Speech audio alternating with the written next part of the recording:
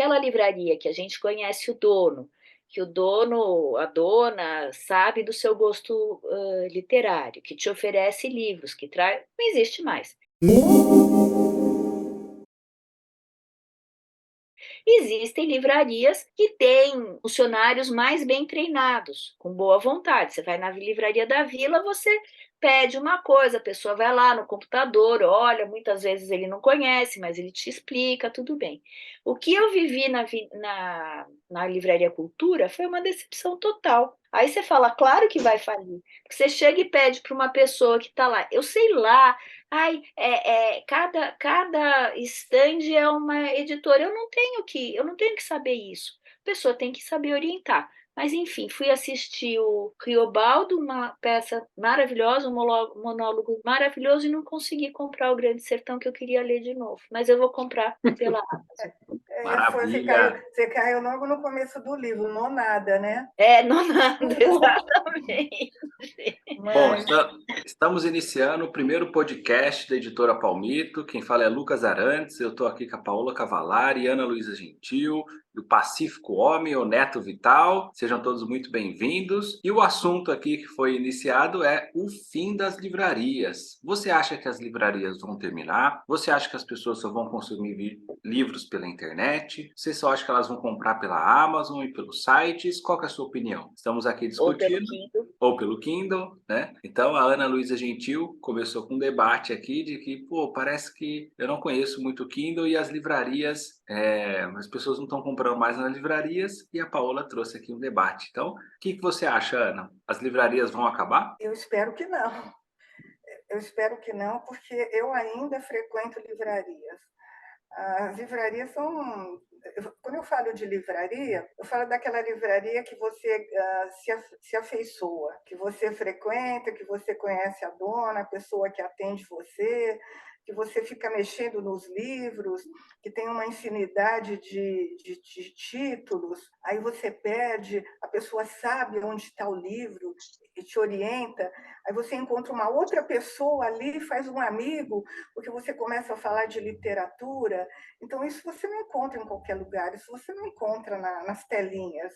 Isso você precisa de um lugar presencial mesmo, de tocar no livro. Você vai lá buscar um livro que não, por acaso não tem, infelizmente, aí você sai de lá carregando 4 ou 5, feliz da vida. Então, a minha opinião é muito pessoal, é a opinião de quem gosta de livrarias e que ainda não se acostumou a ler um livro que não seja na minha mão. A leitura já é um ato solitário. E aí, comprar o livro também vai precisar ser solitário nesses tempos de internet? Pois é. Aí você chega, eu cheguei domingo, tem uma livraria aqui na minha cidade que abre aos domingos, e conversando com uma pessoa, eu acabei indicando um livro para ela e ela indicando um livro para mim. E a gente depois se encontrou num outro domingo. A gente viramos assim colegas de leituras, de indicações. Isso é muito bom. Eu vou só completar a opinião da Ana. Eu também adoro uma livraria. Livraria e biblioteca são espaços onde eu me sinto muito bem. E as pessoas, tem gente que quer falar que você é exagerada. Não, eu adoro estar entre livros. Só que a realidade, eu moro em São Paulo, né? E aqui em São Paulo, a realidade é muito dura, porque eu estou num lugar afastado, então eu estou a 10 quilômetros de qualquer coisa que. E eu passei muito tempo com esse problema. Não existia o meio eletrônico e existia a minha vontade. E eu, quantas vezes que demorei para começar a ler um livro porque eu não encontrava. Então, o Kindle veio para resolver uma questão que é prática.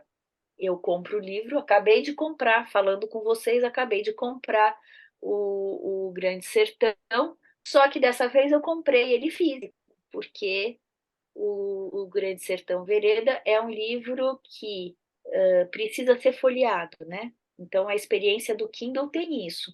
Uma coisa é você pegar o Kindle, ligar o Kindle, vai aparecer a página que você está lendo, e você lê uma página depois da outra. Outra coisa é você que está lendo um livro e falar, peraí, isso aqui, quero voltar. O Grande Sertão é um livro de vai e volta, né? Você precisa voltar para ver o que foi dito. Então, eu acho que, assim, são acontecimentos, sei lá, são situações que a gente pode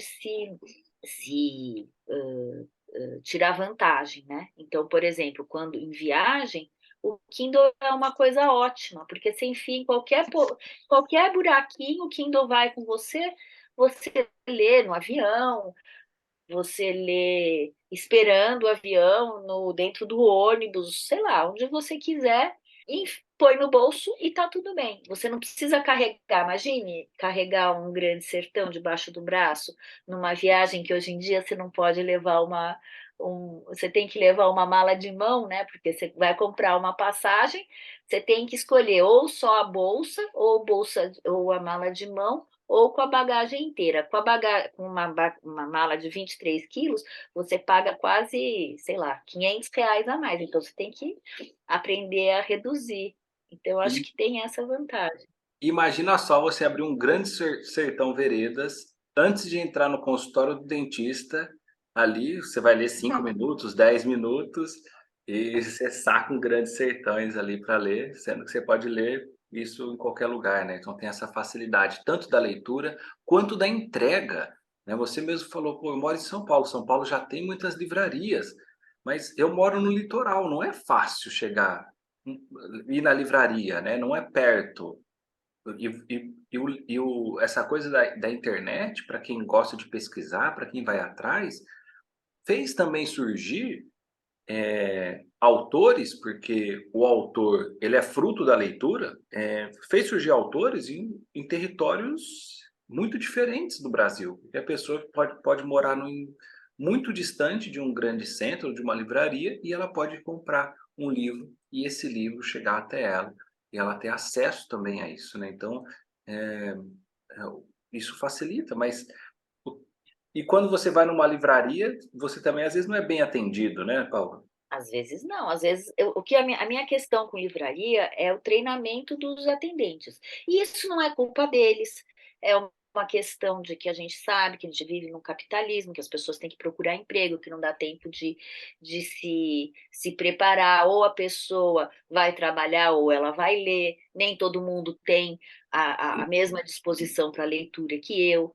Eu sinto saudade daquele atendente que você fala, olha, eu estou procurando um livro que é a história de um espião que ele é preso e ele fica numa torre e ele consegue enxergar não sei o quê, e a pessoa fala, ah, já sei, é tal livro.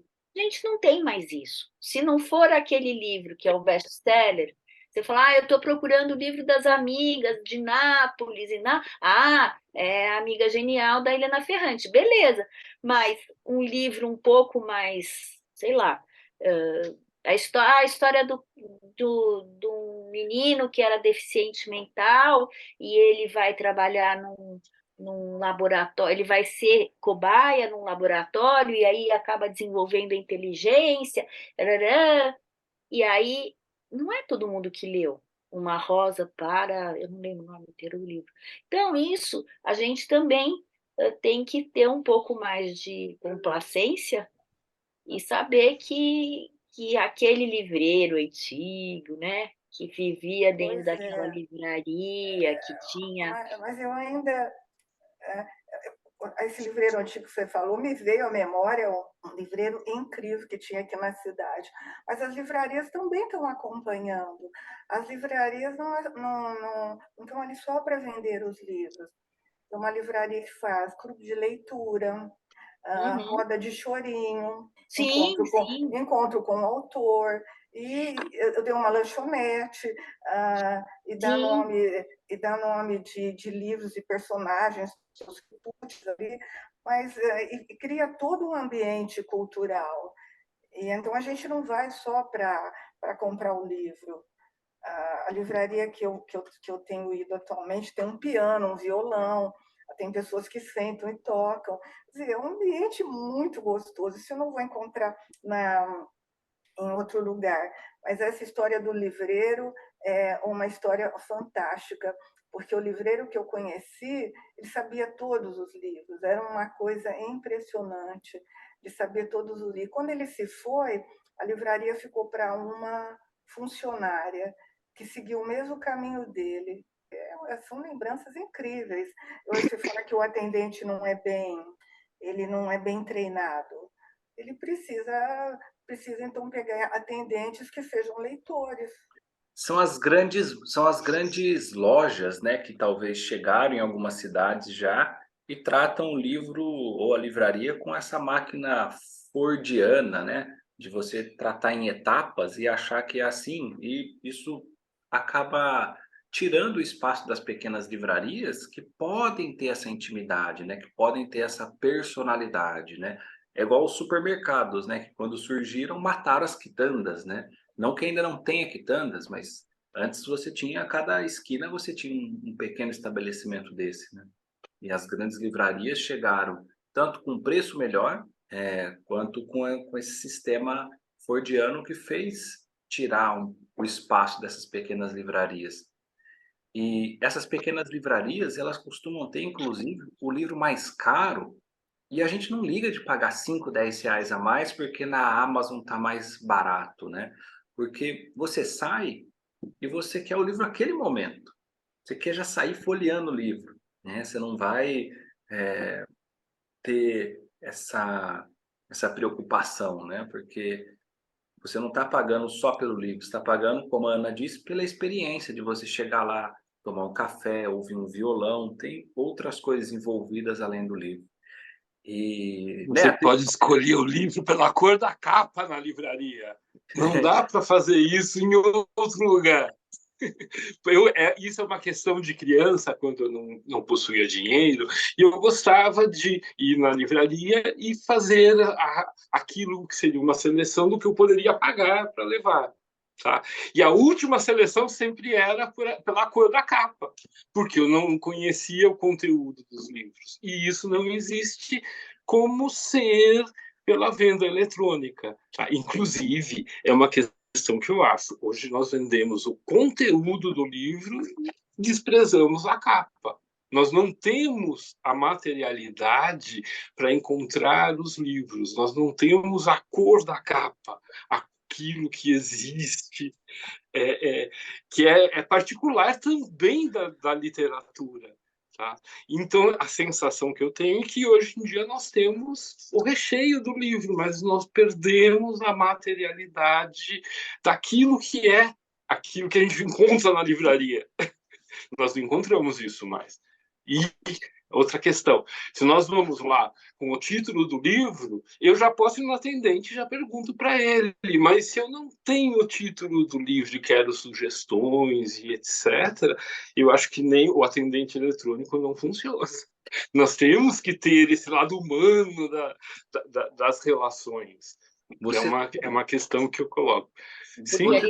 Você tocou num ponto excelente, porque quando você vai numa loja de roupa, você não sabe exatamente o que você vai levar. Você fala, eu quero uma camisa, eu quero um casaco, eu quero algum tipo de roupa. Às vezes você quer um romance, às vezes você quer um livro de poesia, às vezes você quer uma peça de teatro ou um livro de fotografia. Então você vai numa loja de roupa e você meio que se deixa levar pela loja.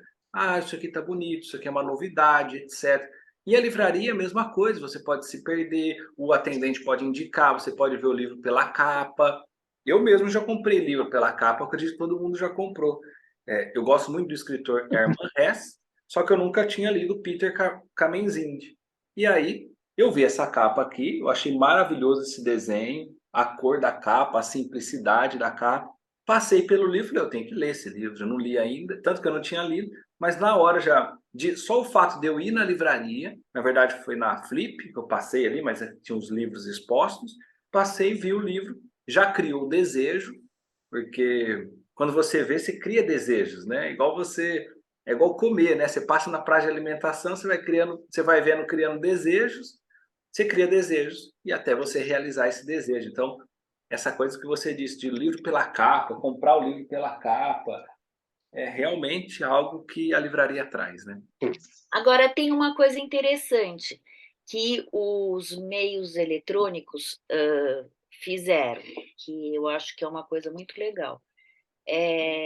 Como, por exemplo, podcast. Eu sou podcasteira, né? Eu gosto muito de ouvir podcast. E eu Aliás, esse podcast só nasceu porque a Paola ficou provocando aqui.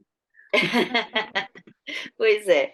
Então, e eu gosto de ouvir alguns podcasts que falam de literatura. Tem um que eu ouvi que ele fala de, em cada episódio, fala 4, 5 livros, e isso me provocou muito. Eu fui procurar muitos dos livros que eles falam, até volto nos episódios para falar qual era mesmo aquele. Então, eu acho que isso é porque, na verdade, eu acho que livro não é um produto, né? Você é difícil, assim, o livro é uma coisa que é por um lado, uma coisa de consumo que você vai ler, é meio como uma comida. Depois que você leu, você já se modificou e não tem como voltar atrás. E você pode continuar lendo, porque você continua tendo. Mas eu acho que o mais importante do livro é conteúdo, né? Que nem o Neto falou, a gente compra o conteúdo, e isso que me fez ir pro Kindle, porque eu quero conteúdo. Eu não teria lido Os Miseráveis, eu não teria lido Guerra e Paz, não teria lido o Corcunda de Notre Dame se não fosse o Kindle, porque eu não teria ido comprar, eu não conseguiria ler, porque eu sinto dor no braço, sei lá, eu tenho dor no braço quando eu leio o livro muito grosso. E aí, o que eu acho que os meios eletrônicos acabaram provocando é criando curiosidade, né? Então, eu acho que a literatura precisa se apoiar em outros meios, né? Porque senão ela tende a acabar, porque ela é um ato solitário, você precisa sentar e ler, e precisa dedicar pelo menos 15, 20 minutos em silêncio para absorver aquilo. Não é a mesma coisa ver um filme, não é a mesma coisa ouvir. Eu não consigo. Eu às vezes tem audiolivro, às vezes eu acho que é legal você ouvir o audiolivro quando você quer saber a história, mas para provocar reflexão é só pela leitura mesmo, né? Então, eu acho que eu assisti esse final de semana um monólogo baseado no Grande Sertão, eram falas do Riobaldo, que o ator, que quem adaptou, que é o próprio autor, ele foi buscando no livro um recorte do amor. E ele contou a história do Grande Sertão todo ali. Mas não é a mesma coisa que ler o livro, é outra experiência. Então, eu acho que a gente tem, assim, apesar de eu ter saudade, eu tinha um sebo na esquina da minha casa, que o cara, ele estava no melhor lugar do mundo para ter um sebo, que é um lugar onde tem muita gente com muitos livros e que vendiam livros para ele. Então, eu tenho livros, muitos livros que eu comprei do sebo, mas não existe mais o sebo. É, Então, eu acho. mas nós temos a estante virtual, né, que vem, que é esse sebo online, né, que eu não sei se vocês, se as pessoas têm resistência ou não, mas é um grande sebo, né? Eu não sei, o Neto, ele mora numa cidade pequena, se tem aí livrarias, grandes livrarias, ou pequenas livrarias, ou se... Não, Então, no não. caso, quando comprar Tem um livro, biblioteca na biblioteca. cidade. É. Mas quando Mas comprar um tem livro, só é pela internet. É pela internet, só então. pela internet. Sim, tem. E também a época de trocar livros, né? Muito bom. Lia um livro, trocava, emprestava. Eu tive muito cuidado com os meus livros, mas emprestar livro. Mas eu quero só falar uma coisa. Você que está vendo esse podcast e está com um livro meu, tá marcado aqui, viu? Seu nome está marcado aqui na lista.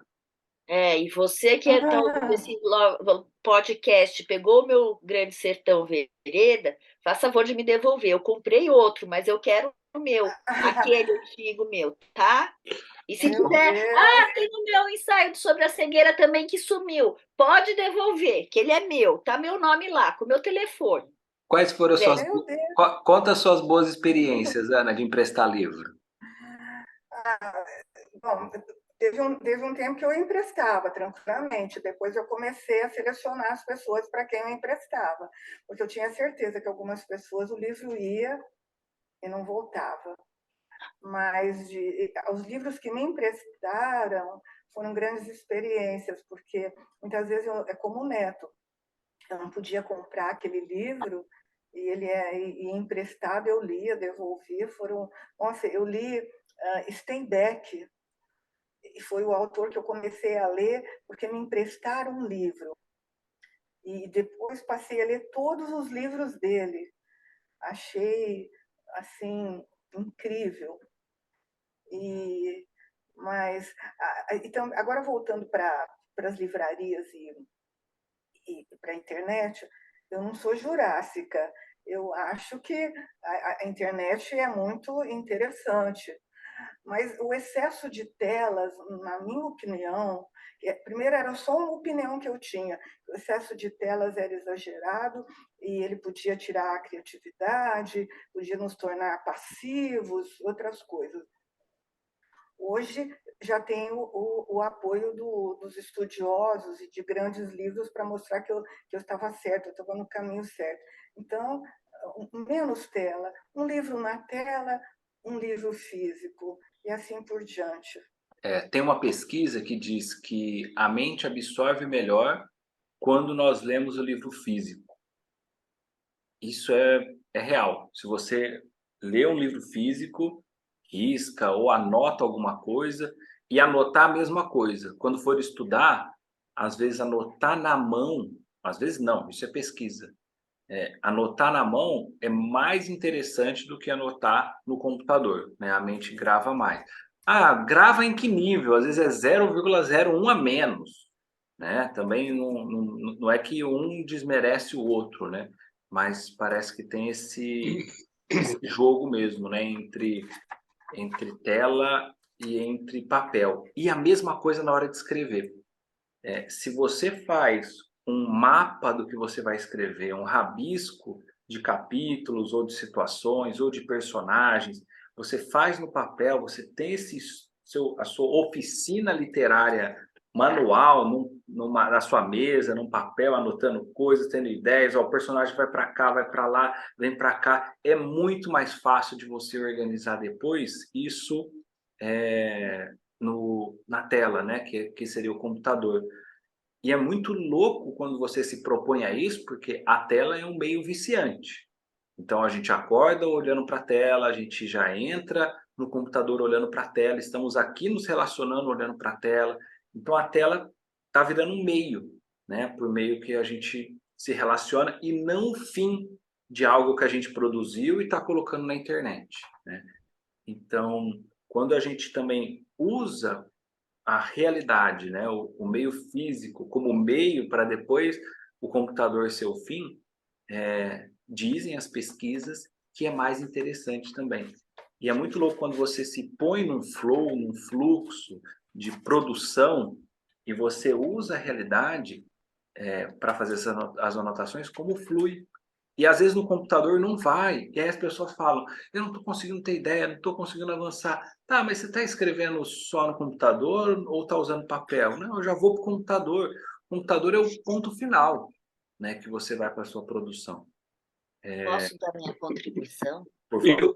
Eu tenho uma ideia, tá, de que nós, na telinha, ficamos como passarinhos batendo no vidro, porque é isso que nós temos, no teclado e na telinha. E só libertamos mesmo quando nós temos um livro que nós podemos abrir como portas, como as páginas de um livro. Não existe como ter um livro material sem a gente virar as páginas. Então, é uma questão que eu consigo imaginar que nós adentramos ou saímos dessa nossa casa pessoal através dos livros materiais e observamos melhor, das janelas, que seriam a parte do... Porque nós estamos dentro da situação. A questão é, eu não consigo virar as páginas do computador. Eu consigo dar comandos para que virem as páginas. É diferente de manusear o papel. E para mim não se iguala. Não se iguala mesmo. Tá? Nós desenhamos os caminhos no papel, no giz, e não fazemos isso no teclado. Então, eu vou falar para vocês, vou dar a minha contribuição aqui. Uma coisa que eu adoro é ler livros que outras pessoas leram antes de mim e que anotaram no livro. Eu tive uma experiência com mulheres que correm como lobos, que eu peguei o livro para ler, eu acho que mais de 20 anos depois que minha mãe leu. E foi uma experiência maravilhosa, que eu acho que eu li o livro meio que sendo chamada atenção para coisas que ela também. Então foi assim uma experiência de autoconhecimento e conhecimento de uma pessoa que é muito importante para mim. Isso foi maravilhoso. Agora, quanto ao processo criativo, eu tenho que confessar uma coisa. Eu não teria conseguido escrever absolutamente nada se não fosse o computador. Eu tenho eu tenho assim, sobre diagnósticos eu tenho uma opinião muito clara. Eu tenho certeza de que eu fui mal diagnosticada na infância, né? Fui diagnosticada com alguma coisa, não sei se era uma coisa que era assim displicente, alguma coisa. Que não foi um bom diagnóstico, não foi um bom diagnóstico, mas foi um diagnóstico que eu tenho certeza que eu tenho alguma coisa, ou um TDAH, alguma coisa assim. Mas isso não me impediu de chegar até aqui e tudo bem. Agora, antes do computador, eu escrevia as coisas e eu me perdia. Eu não consigo, para mim, o computador me organiza.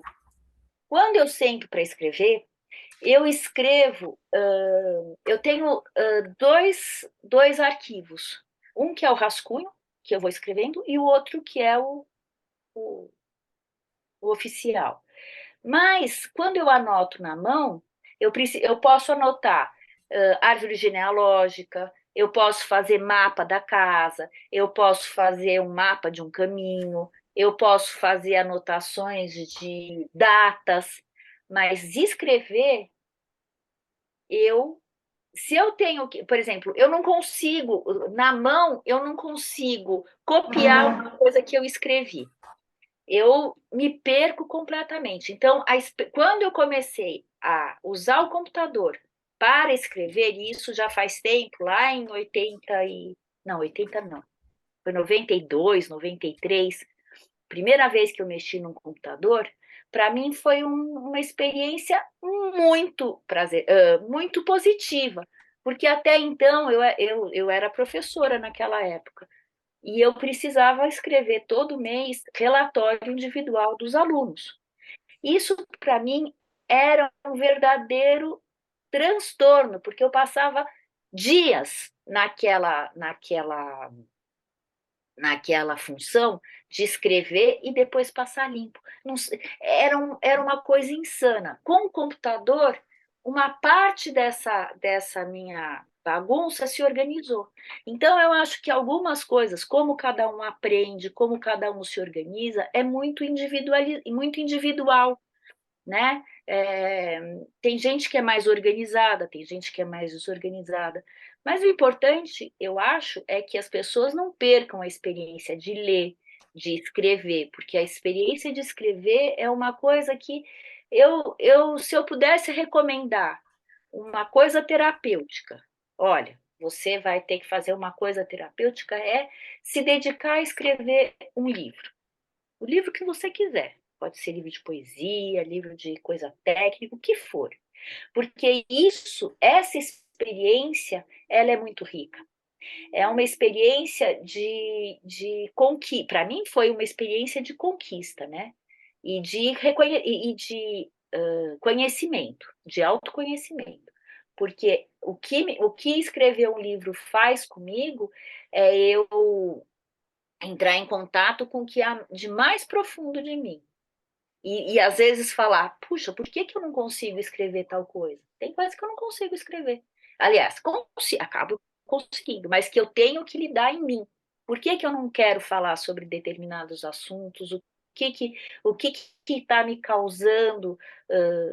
Então, eu acho que isso é muito importante. Não é E à a toa. maneira como você escreve é individual. Sim. Não é à toa que o Steve Jobs falava que o computador é a bicicleta do cérebro. Ele acelera, né? Ele acelera tanto a produção da escrita e hoje também a produção da leitura.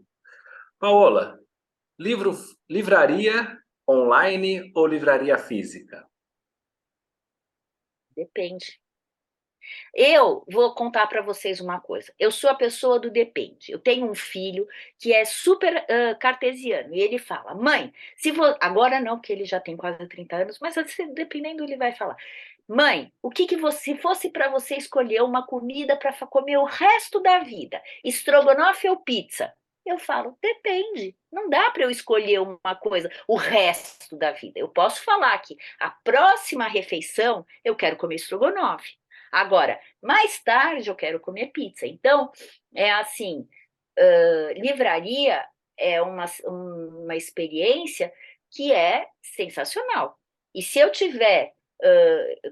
e livraria é bom porque você não precisa ir nem com dinheiro, você pode ir para passear, para mexer nos livros, para olhar, para folhear. De repente, você gosta de um livro que tem um formato diferente, você pode comprar.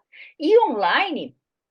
E aí, a online tem duas coisas, né? Comprar livro online, que nem eu acabei de fazer, acabei de comprar o Grande Sertão na Amazon, o preço de capa dele é R$ 99, paguei 49, dia 11 tá aí.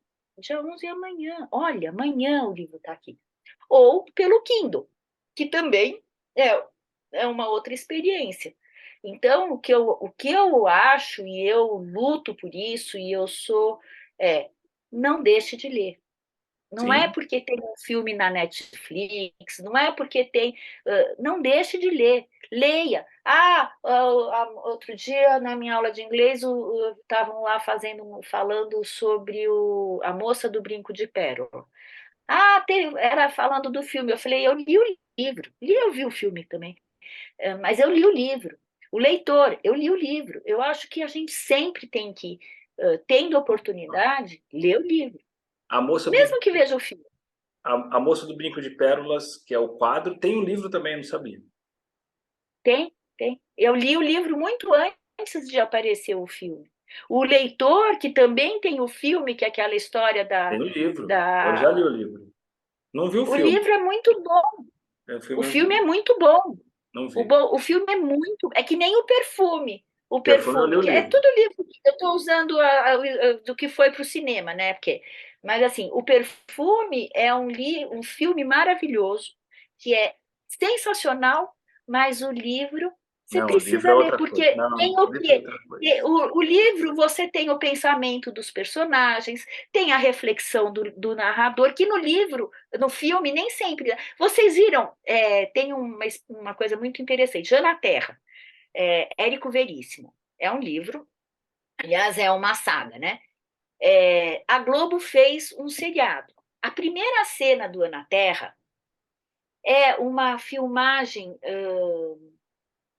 panorâmica dos Pampas. Quem não lê o livro vai falar, nossa, que bonito tal. Quem lê o livro sabe que ele começa o livro descrevendo os Pampas, o vento, o espaço. Claro que quem transformou aquilo em imagem fez um puta trabalho bom. Mas, assim, um trabalho muito bem feito. Mas que só vai entender quem teve essa experiência. Então, eu sou pela leitura. Não dá para ler tudo, mas não dá para ler tudo na vida. Tudo que foi escrito no mundo. Eu tenho livros que eu nunca li. Mas já li outros, né? Então, já li Hermann Hesse, já li Victor Hugo, mas nunca li, sei lá, eu quem, enfim.